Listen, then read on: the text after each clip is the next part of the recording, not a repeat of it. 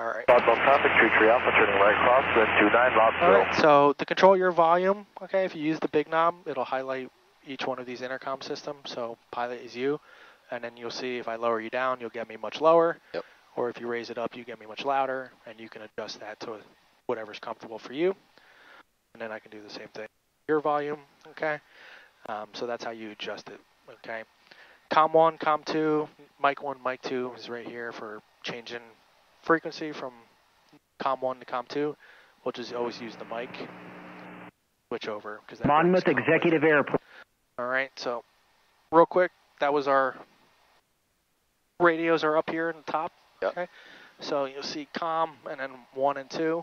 The top one is COM 1. Active is the green towards the inside. The standby that we can adjust is the blue. Same thing here. COM 2, the active being the inside, and the standby being to the right. Now, as far as the standbys, whichever one is blue is the adjustable one. You can see it says here push 1, 2, okay? Yep. So this is like a multifunction knob. This does COM radios, it does nav radios, it does the course there, and it does our transponder code if we were to change it. So each one of those have a button, so COM, nav, course, transponder. Mainly this is used for COM. You know, we're rarely going to be doing nav, course, or transponder too much, so the main thing is COM. So with the push 1, 2, if I push it, you'll see the blue goes to the bottom one, okay? And then that one goes back up to the top. So whichever frequency like we want to swap, it has to be with the blue and the little blue cross swap symbol there. All right. To swap the frequencies, we have this little swap button here, and you'll see that will flip them. All right. And this one too. Exactly. That one does the same thing. Traffic order okay. departing the pattern to the... To adjust the frequency, there's two ways to do it. Either spinning the COM knob like this, you know, for a big number, and then this for the little decimal point number. Or we use the panel here, okay? You can't see because the sun is on it, but it's not lit up blue right now because it goes into like a sleep mode. Yep. If you hit the COM, you see it's blue now. So it. just kind of hit the COM first, and then let's say I wanted 1, 2, 3, 0. It's in there, and I can hit enter to load it into the standby, and it'll save it there. Or I can hit transfer, and it'll just transfer it right to the active and save it. If you do COM and you do like 1, 2, 2, 8, and it's still flashing, and you don't hit enter or transfer, after a few seconds, it'll revert back to whatever was there because you didn't like actually activate it. Yep. Okay, so just keep that in mind there. All right. So that's our radio panel, and to adjust the volume, you could use this volume knob. Once again, whichever one you're on is. Traffic, Street Alpha, turning final, 29 knots. And that's the same as this volume knob right there. Okay, so we're on with Monmouth Unicom, which is 123.0. And then 121625 is our weather. So we're just going to pick up the weather real quick. Monmouth Executive Airport. Automated weather observation. 1635. Zulu. Wind 360 at 14. Visibility 10. Sky condition scattered 2,900. Temperature 04 Celsius. Dew point -04 Celsius. Altimeter 3007. Monmouth Executive Airport. All right. Automated weather. So wind 360 at 14. We got a little bit of a wind, slight crosswind. Runway 3214 is the main big runway. So 32 will be the closest runway line, so we'll use that. Scattered 2,900. It's not even in certain spots, so we're fine there. Temperature -4, -4, no big deal. 3007 on the altimeter. So for the altimeter, arrow knob right here, that, and then you can see it there, so you can adjust that to 3007. And then our standby, you have a Colesman window just like you, so you can, you know, do that. Or for a lot of us, I just kind of set it to whatever altitude there, so it's put it into like 170 roughly. It's going to match your upper one. So whichever way is better for you. So we'll set that there. 70. Oh, okay, down here. Wait, hold on a second. This is 100. Yeah, so you're at 100, so spin it the other way. So that's 70, so we need 170, so go up a little bit 170, my bad. Field elevation technically is like 153 here, but this is rated 170, so we'll match that. So. Yep. All right. Next is our before taxi checklist or taxi checklist. Park and brake, we're going to make sure off. Park and brake is right there. Park and brake system, how it works is it holds whatever pressure you have on the brakes. So if you hold really hard on the brakes, pull the lever all the way out, it'll hold whatever we were holding in it, okay? So like if you're not on the brakes and you pull it out, it's not going to do anything. Right. All right, and then hold the brakes and push it in all the way to release the park and brake, okay? That'll release any pressure it's holding. So we just want to make sure that's fully pushed in. Yep. Okay. Our brake check, so I'm going to just come off the brakes here. 3. We're just going to pull forward a little bit with a little bit of throttle, back kind of idle, and I'm just going to both brakes. And because each pedal is a different master cylinder, I just like to hit each one, just make sure left and right works. All right, so you can do the same thing, your controls, your brakes, so just add a little bit of power traffic, here. 20 tuners on left on runway 13. Just to get it moving. And back off, and at the very top, you know, hit nice and hard on the brake pedal. That'll give you the most like leverage for a nice good stop. Do a little bit left and a little bit of right as well. Oh, wow. All right, so that's our brake check. Okay, my controls, I'll hit the brakes here. We'll bring it back up to 1,000-ish. So brakes check both sides. HSI orientation is for our HSI. This plane doesn't have a magnetic compass, some do. If they did, it would have to be within 10 of that. So basically what we'll do is like when we're near a runway that we know the actual reference, we'll judge it to that. So like this crossing runway right here is 213. So 21 and 3, that pretty much matches. But when we get closer to the runway, we'll double check that. Attitude gyro, this doesn't have a gyro, but we do have one here, so you can pull the cage. So pull that knob all the way out. The attitude will center, so that checks that. And then turn coordinator check, that's more of an IFR check. We'll check that. The turn coordinator in this aircraft, little ticks, that tick there, and then this tick and this tick. There'll be a little magenta line that comes out towards those. That's our turn rate. So this one right here is standard rate turn, okay? So you'll see like a magenta line come out to that point. So normally when we do a turn coordinator check, if we're turning to the left, the turn rate should go to the left. The ball, or skid slip, should go outside of the turn. Traffic, 23 and we should Alpha, see the turning compass, base, the 29 HSI, Lobsville. turning towards the turn, okay? So I'm going to go ahead and taxi here across the runway, and then I'll have you taxi on that side a little bit as well. Start to get used to that. Federal traffic, 23 Alpha, turning final, 29 Lobsville. All right, once I'm clear of these hangars, I'm just going to make a radio check call as well. On the traffic, Cirrus 20 Echo Foxtrot radio check. Loud and clear, Monmouth 00 loud and clear. Thank you, sir.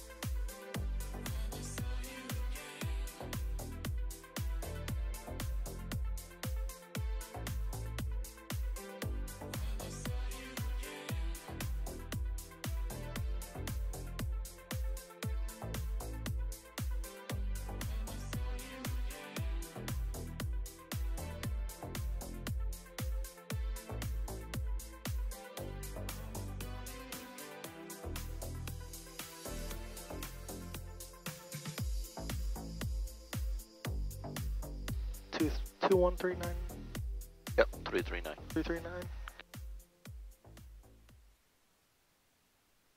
That's one of the newer Cessnas that you got over there. Yeah. That one's fuel injected. Hold right here for the run. Perfect. All right, now for the run up, we're going to bring back up the checklist. So you can press checklist button right here. Okay, then bring the checklist back up. You can press enter to go to the next checklist. Monmouth traffic, 216 or higher. All right, so this is our before takeoff and run up checklist are kind of combined into one big checklist. All right, so you can use the enter button to just keep cycling down each thing. The doors latched and not opening. Our caps pin is removed and verified. Monmouth traffic, off trim G5, that will be departing runway 32. If you're hot, cold, just let me know because I'll keep adjusting it as needed. Air conditioning, if we had it on, okay, the little light comes on, and then this is recirc here, okay. Recirc is only for on the ground, not in the air, so it just has us disable it here. Turn that off. So recirc, we don't have AC on today. We're good with that. Fuel quality confirm. We're looking at the gauges. That's about right, about 12, 13 each side. Fuel selector onto the fuller tank. Right now it's showing the right tank is the fuller tank, which is what we're on. It could be because we're on a slight hill too. We'll leave it on right tank. Flaps at 50 in check, so 50. And the check part of that is basically grab the stick and turn like full right while looking at your left flap. Other way. All right. You see how the aileron is in line with the flap deflection? So they should be about the same. So that's your check. Okay. So we're looking at it's down and then it's aligned with the aileron, so you can press enter. Autopilot check. I don't think you had an autopilot on the other plane you were using. No, Cessna? no. All right. So for the autopilot check, basically what we do is this is the autopilot panel right here, which is where our head and altitude is. This side of the panel is all lateral mode, so navigation as far as heading, or nav mode for like GPS or VOR. The center part in between here are the main master buttons, so autopilot and flight director, and the level button is there as well. That noise or anything with the prop jumping up and down with something you're doing, it's just the way the plane works as far as the prop and the throttle all being combined into one lever. So just don't sit there, easing it on forever down the runway. Just within 3 seconds, full power set, and then your eyes are on center line, maintaining center line. We'll see the airspeed come alive, and once it comes alive, we're going to rotate a little bit after 71 knots. Okay.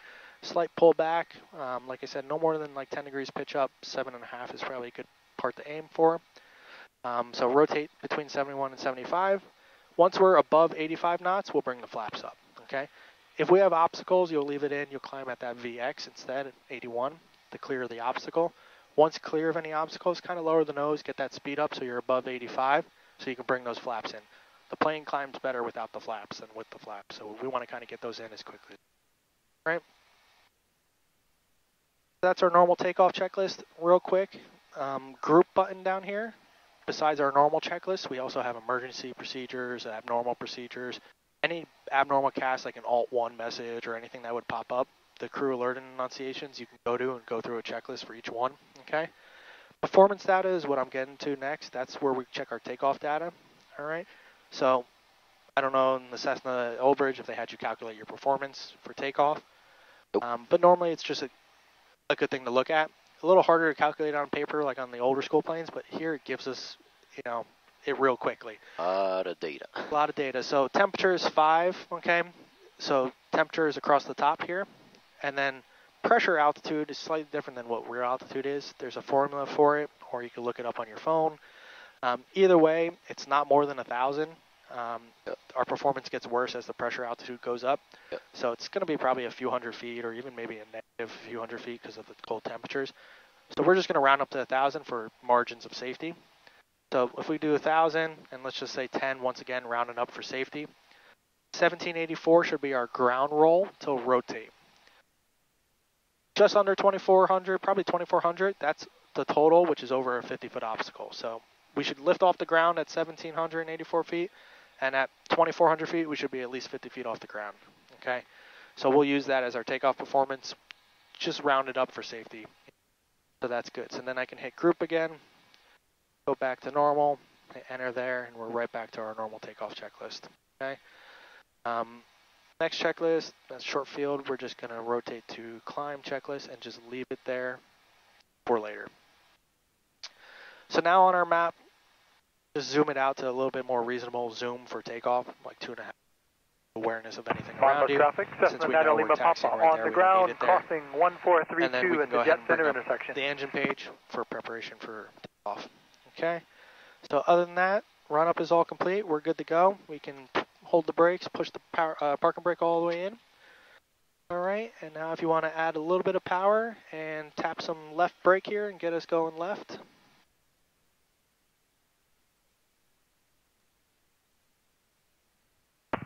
Monmouth traffic, Cessna 9 Lima Papa on the ground, clear of all runways. Now center it and a little bit of right to get you going straight again. You can see how that wheel stays castered, so you want to kind of try to, in advance, anticipate where your turn's going to have to come out. A lot of anticipation Yep, here. exactly. So we're going to do the intersection takeoff right here. Right. So you can hold like a bunch of right brake right now, right? Yeah. Add some throttle in and then just kind of let off the brake so the wheel keeps turning. And then now opposite, okay? and then just tapping it, so you're good there. Like I said, it'll take a little bit. It's not as easy as nose wheel steering, because you can't just push the rudder and go the way you want to. But once you learn it, it's no problem. Monmouth traffic, Cessna 9 so that's good right there. We'll stop right there. Runway 32, Monmouth. We'll wait for this guy to take off, and then we'll call for takeoff clearance. If you want, set your head and bug to runway 32, so 32 right here. Perfect.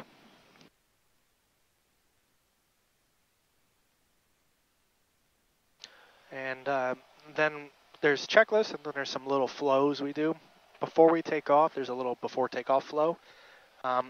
It's pretty good in like a flow motion, but basically once you give your clearance, before you actually taxi out onto the runway, it's going to be fuel pump on, mixture full forward, flaps 50, Monmouth traffic, Cessna 9 Lima Papa, departing all right, so that's runway your before 32, takeoff flow. Monmouth. Just kind of do that little flow check before you go out there, so you make sure you don't miss anything.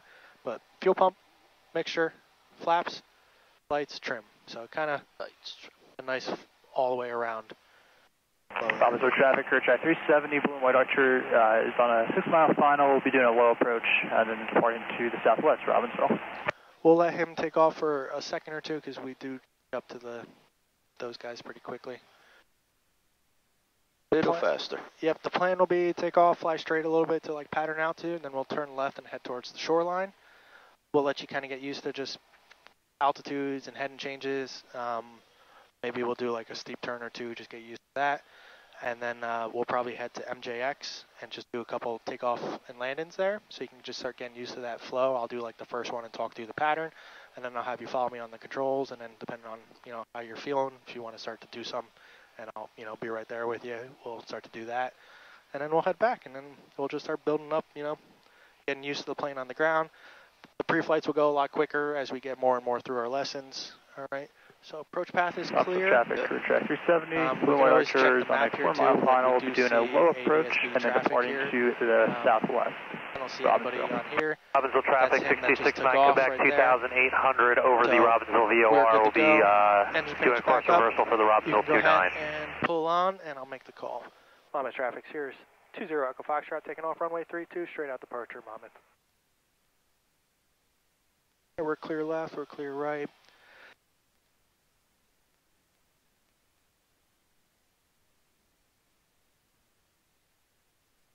A little bit more power, little easy pulses on here to line. You have a little bit of wind from the right. Robbinsville traffic, Blue and White Archer, 3-mile final for runway 29. We'll be doing a low approach. So start adding that power in.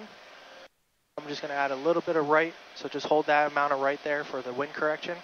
So full power, power set, very good. Now just feet on the ground using the rudder. Yeah, nice and easy, center line.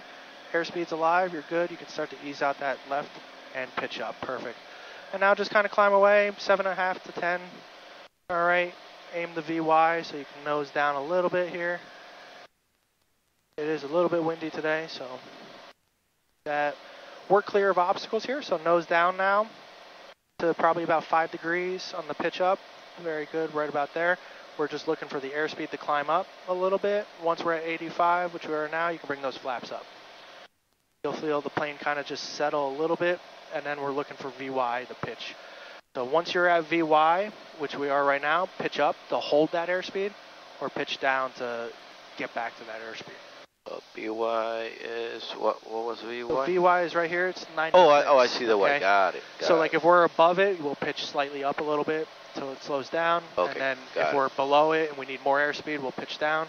I'll turn our pitot heat on so the message doesn't yell at us too much. A little bumpy today, so not the nicest day. Robbinsville traffic, Blue and White Archer, 1.5 nautical miles for runway 29. We'll be doing a low approach. Our CAPS is available, our flaps are up, and I'll bring up the map page here so we have some situational awareness. All right, now if you want, I'll turn your head and bug. You can turn to the south here, 180, so make a left turn 180, and we're going to keep climbing up to about 3,000 feet.